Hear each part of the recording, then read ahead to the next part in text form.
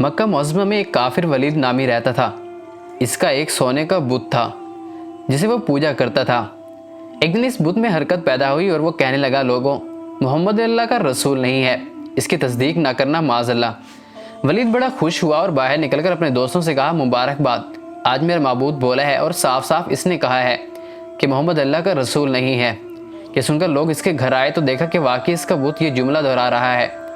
وہ لوگ بھی بہت خوش ہوئے اور دوسرے دن ایک عام اعلان کے ذریعے ولید کے گھر میں ایک بہت بڑا اجتماع ہو گیا تاکہ اس دن بھی وہ لوگ بت کے منہ سے وہی جملہ سنیں۔ جب بڑا اجتماع ہو گیا تو ان لوگوں نے حضور صلی اللہ علیہ وسلم کو بھی دعوت دی تاکہ حضور صلی اللہ علیہ وسلم بھی خود تشریف لا کر بت کے منہ سے وہی بکواس سن جائیں۔ چنانچہ حضور صلی اللہ علیہ وسلم بھی تشریف لے آئے۔ جب حضور صلی اللہ علیہ وسلم تشریف لائے تو بت بول اٹھا کہ اے مکہ والوں، خوب جان لو کہ محمد اللہ کے سچے رسول ہیں، ان کا ہر ارشاد سچا ہے اور ان کا دین برحق ہے، تم اور تمہارے بت جھوٹے ہیں، گمراہ اور گمراہ کرنے والے ہیں۔ اگر تم اس سچے رسول پر ایمان نہ لاؤ گے تو جہنم میں جاؤ گے، بس عقل مندی سے کام لو اور اس سچے رسول کی غلامی اختیار کر لو۔ بت کی الفاظ سن کر ولید بڑا گھبرایا اور اپنے معبود کو پکڑ کر زمین پر دے مارا اور اس کے ٹکڑے ٹکڑے کر دیے۔ حضور صلی اللہ علیہ وسلم فاتحانہ طور پر واپس ہوئے تو راستے میں ایک گھوڑے کا سوار جو سبز پوش تھا حضور صلی اللہ علیہ وسلم سے ملا۔ اس کے ہاتھ میں تلوار تھی جس سے خون بہہ رہا تھا۔